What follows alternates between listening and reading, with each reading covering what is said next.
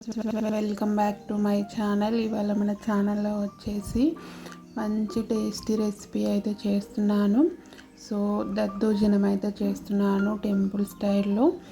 ఇది చాలా టేస్టీగా ఉంటుంది, అలాగే మన కడుపుకి చాలా హాయిగా ఉంటుంది, హెల్దీ.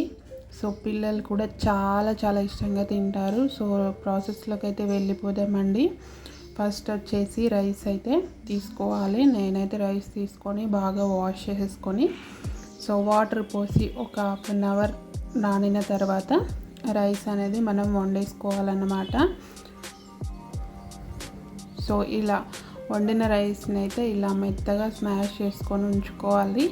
అలాగే దీనికి కావలసిన పదార్థాలు వచ్చేసి మినపగుళ్ళు, శనగపప్పు, జీలకర్ర, ఆవాలు, ఒక్క పచ్చిమిర్చి, 2 ఎండుమిర్చి, అలాగే కరివేపాకు, ఫైనల్గా వచ్చేసి కొత్తిమీర లేకుంటే స్కిప్ చేసేసేయచ్చు అన్నమాట. ఇవైతే కావాల్సిన పదార్థాలు.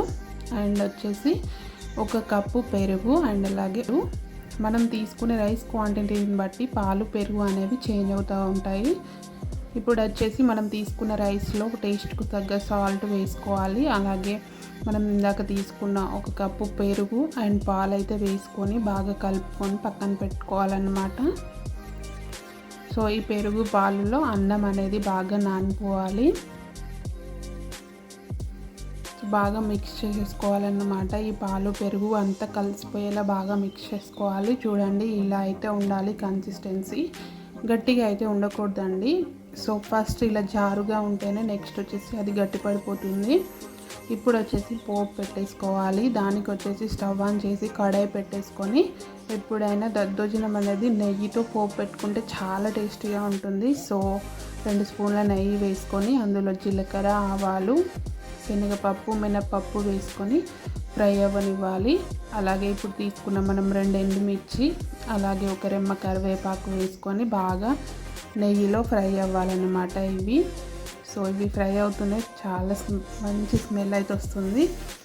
ఇప్పుడు వచ్చేసి మనం కలిపి పెట్టుకున్న పెరుగన్నంలో పచ్చిమిర్చి వేసుకొని కలిపి పెట్టుకోవాలి.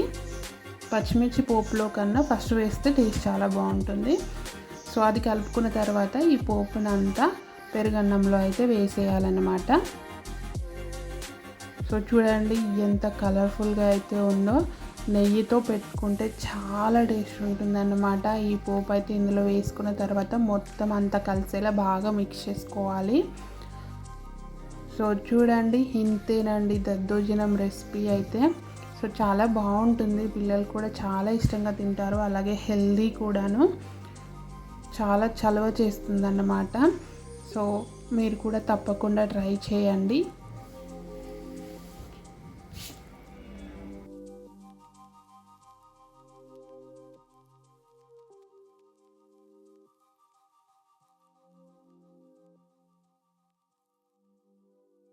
సో ఫైనల్గా అయితే కొత్తిమీర చల్లుకోవాలి. కొత్తిమీర ఉంటే వేసుకోవచ్చు, లేదంటే స్కిప్ చేసేసుకోవచ్చు అన్నమాట.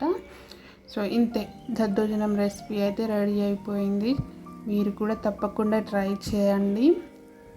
ట్రై చేసి ఎలా వచ్చిందో నాకు కామెంట్ చేయండి. అలాగే వీడియో నచ్చితే ప్లీజ్ ఒక లైక్ చేసి సపోర్ట్ చేయండి. అలాగే మన ఛానల్ని సబ్స్క్రైబ్ చేసుకోండి.